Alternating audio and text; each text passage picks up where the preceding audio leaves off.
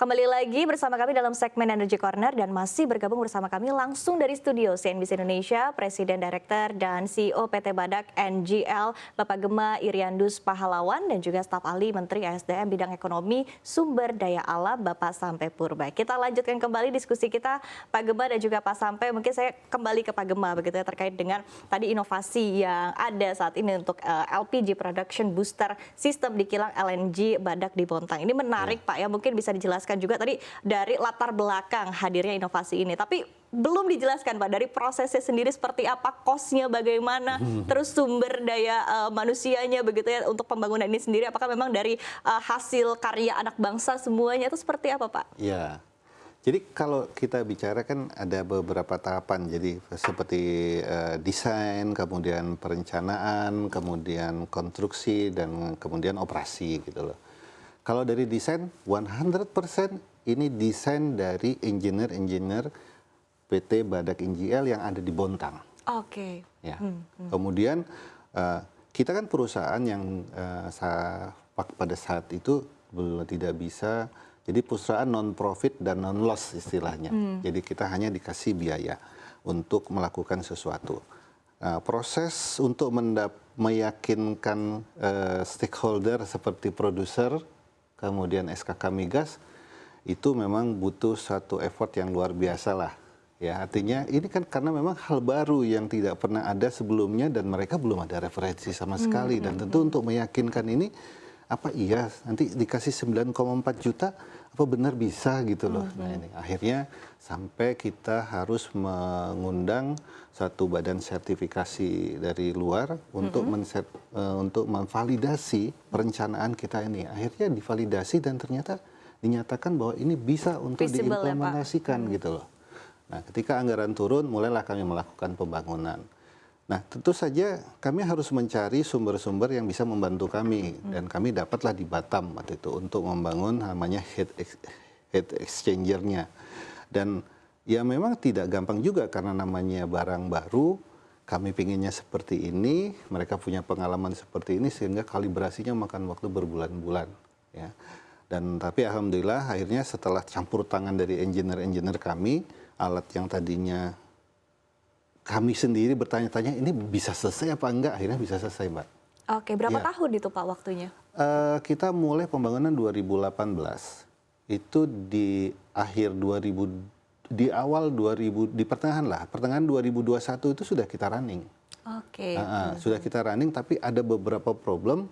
Nah, problem itu tidak kita kembalikan ke vendornya, tapi kita cari sendiri cara menyelesaikannya. Dan kira-kira 4 bulan setelah itu 100% operasional normal. Dan tahap berikutnya adalah kami mengoptimize, gitu loh, mengoptimize proses yang terjadi di dalam alat kami sampai semaksimal mungkin dengan asumsi 270 digunakan untuk operasional, 30 kami tabung lah. Ternyata bisa sampai 600 dan kami yakin itu masih bisa lebih lagi tergantung dengan fluktuasi gasnya. Gitu loh. Jadi memang kalau saya bilang ini bukan kendala sih. Ini satu proses saja, satu proses karena hal baru. Prosesnya tentu akan lebih lama kalau kami meyakinkan sesuatu yang sudah pernah ada, Mbak. Ya, apalagi biayanya bukan dari kami, biayanya dari produser dan juga atas persetujuan SKK Migas. Tadi seperti disampaikan pertama di Indonesia dan pertama di dunia ya Pak ya. Luar biasa tentunya. Nah tapi kalau kita berbicara terkait dengan cost-nya sendiri, apakah cost yang digunakan ini juga cukup besar begitu Pak? Untuk BEP-nya sendiri berapa lama Pak?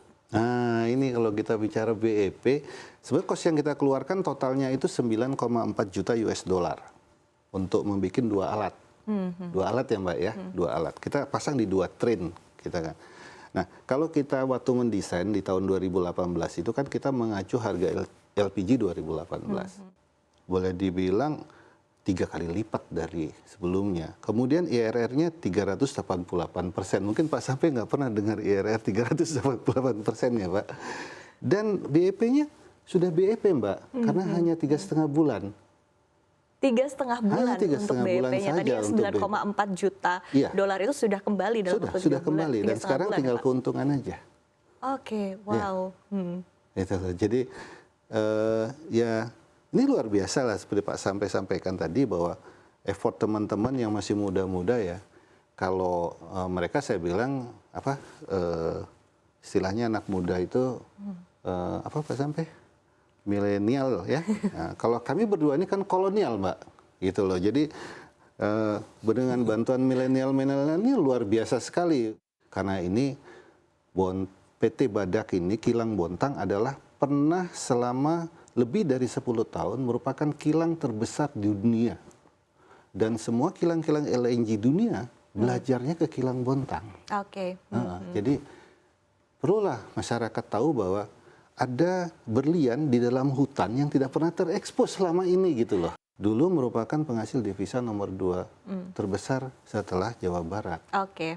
Gitu loh. Oke, sekali lagi luar biasa. Luar biasa, Tadi atas inovasi ini bahkan 3,5 bulan saja ya Pak sampai ini luar biasa ya Pak. Tanggapan dari pemerintah seperti apa nih Pak? Selain happy tentunya Pak. Selain happy, begini, selain di level korporasi yang ada tadi, sekali lagi selamat untuk itu ya. Tapi juga adalah tadi sampaikan ini adalah pionir, berarti sebetulnya resources-nya oke.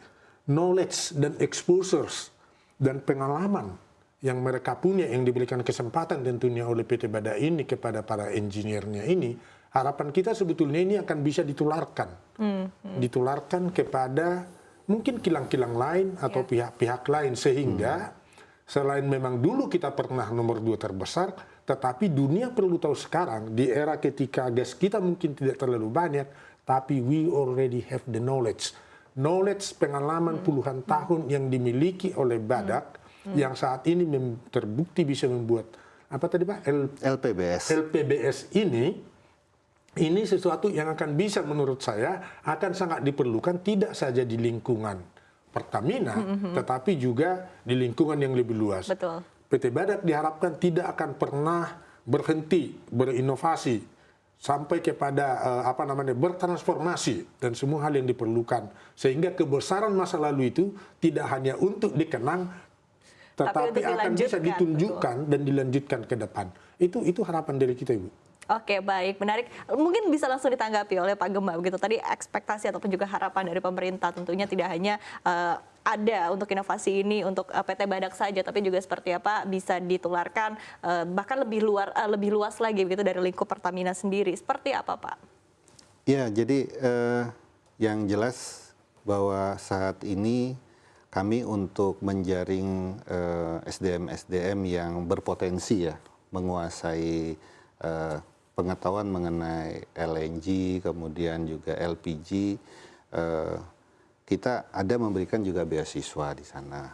Nah, tapi memang dari dulu karena memang kilang kita ini kan dimulai dibangun tahun 74 ya, kemudian beroperasi di tahun 77 tetes perdana dan pernah selama lebih dari 10 tahun menjadi kilang terbesar di dunia dan semua kilang-kilang kita tenaga expert. Jadi kita memiliki 2 keuntungan di dalam PT Badak ini. Yang pertama bahwa kami memiliki expertise yang tidak pernah diragukan. Karena sampai kita mempekerjakan pekerja Indonesia di kilang-kilang yang ada di luar negeri. Ya. Kemudian yang kedua, kita mempunyai aset yang sangat lengkap dan selalu mengikuti kondisi perkembangan teknologi. Jadi kalau nanti Mbak Vi sempat ke sana bisa melihat teknologi digital dalam pengendalian kilang. Jadi walaupun walaupun dia kilangnya sudah kolonial, tetapi perangkatnya masih milenial, Mbak. Jadi nanti bisa dilihat di sana. Dan kemudian juga kami selalu berpikir bahwa boleh LNG-nya habis, tapi kami punya misi bahwa PT Badak ini tidak boleh habis dengan aset-aset yang dimiliki oleh negara ini, tetap kami bisa pergunakan dan manfaatkan sebaik mungkin. Dan ini nanti mungkin di sesi berikutnya ya Pak Sampai ya, transformasi yang luar biasa yang akan kami lakukan dan itu akan menjadikan salah satu strategi yang memang sudah ditunggu-tunggu oleh pihak luar dan itu insya Allah dalam waktu dekat nanti kalau sudah jalan mungkin kita bisa informasikan. Jadi kalau sekarang kami masih dalam tahap perencanaan, nggak elok lah kalau ngomong masih dalam tahap perencanaan, nggak ada evidennya, nanti tunggu evidennya ya Pak Sampai ya, baru kita sampaikan bahwa kami yakin PT Badak itu akan selalu hebat, akan selalu kuat dan akan selalu tahan lama. Oke, gitu loh. baik. Jadi akan selalu ada sampai nanti anak cucunya Mbak juga mungkin bisa melihat PT Badak itu tetap ada. Gitu. Oke, baik. Nah, tadi selain sambil merencanakan begitu Pak, tadi untuk ke depannya inovasi ini juga akan diterapkan kemana dan juga seperti apa cara penerapannya. Mungkin bisa digambarkan dulu sekarang untuk dari sisi penyerapan tenaga kerja seperti apa Pak? Ya, jadi kalau penyerapan tenaga kerja dari sisi kegiatan LPBS ini ya Mbak ya, kalau kita kan punya tenaga kerja totalnya semua ada 670 pekerja tetap dengan hampir 2.000 pekerja bantuan, ya. Jadi, nah khusus untuk LPBS ini kita itu serapan tenaga kerja totalnya itu ada 328 orang. Ya, untuk 2 LPBS ini selama lebih kurang 1,5 tahun lah kita serapan tenaga kerja yang kita butuhkan itu 328 orang dan sebenarnya yang luar biasa yang saat ini sedang selalu digembor-gemborkan masalah TKDN. Iya. TKDN yang kita dapat di proyek ini itu 70%. Oke, baik. Ya, jadi ada beberapa yang memang harus kami impor, tapi hampir sebagian besar itu kami bisa peroleh dari dalam negeri. Oke, baik. Oke. Nah, ini jadi sesuatu yang catatan yang luar biasa lah buat bahwa kami bisa menunjukkan bahwa di dalam negeri sendiri memang kami bisa menciptakan satu alat dengan TKDN 70% ini. Oke, TKDN-nya oke Pak, sampai kemudian penyerapan tenaga kerja juga oke, tadi hasil juga oke. Nah, ekspektasi lagi begitu Pak dari pemerintah untuk inovasi ini sendiri. Tadi Anda menyebutkan bahwa targetnya adalah bisa diaplikasikan mungkin di lingkup korporasi lainnya begitu. Tapi selain itu apa lagi yang diharapkan Pak? Yang harapan kita sebetulnya adalah selain di sisi korporasi, tentunya juga harapan kita PT Badak ini juga harus bisa menunjukkan bahwa mereka tetap menjaga kualitas lingkungan dengan itu ya. Dan tadi beliau dan memang kita tahu ini sudah 40 tahunan. Harapan kita memang nanti dengan adanya inovasi-inovasi ini dan ini akan menjadi besar, sangat kita harapkan itu akan bisa dilihat orang lain menjadi sebuah model. PT Badak harapan kita harus menjadi center of excellence, tidak saja hanya di bagian memproduksi yang selama ini gas menjadi LNG, LPG, tetapi juga knowledge ini. Knowledge is power, experience itu akan menambah aksentuasinya. Oke, transfer knowledge-nya yang juga penting ya Pak ya, seperti apa tadi sudah sukses dilakukan oleh PT Badak dan juga harus diajarkan juga kepada pihak lebih banyak lagi begitu Pak ya. Dan yang kedua tadi kan disebut PT Badak ya, PT Badak ini kan di tengah ini. Jadi memang sangat bagus posisinya ini antara Indonesia Barat, Indonesia Timur, persis di tengah. Jadi ini bisa memang akan dapat harapan kita menjadi pusat tidak saja hanya untuk Indonesia, tetapi menjadikan kebetulan daerahnya PT Badak ini menurut saya ini adalah jalur lintas untuk LNG antara produser, mereka bisa mengolah dan juga untuk pengguna ke depan. Oke. Istilahnya jalur L. Jalur L. L yang terkenal ya. Oke, baik.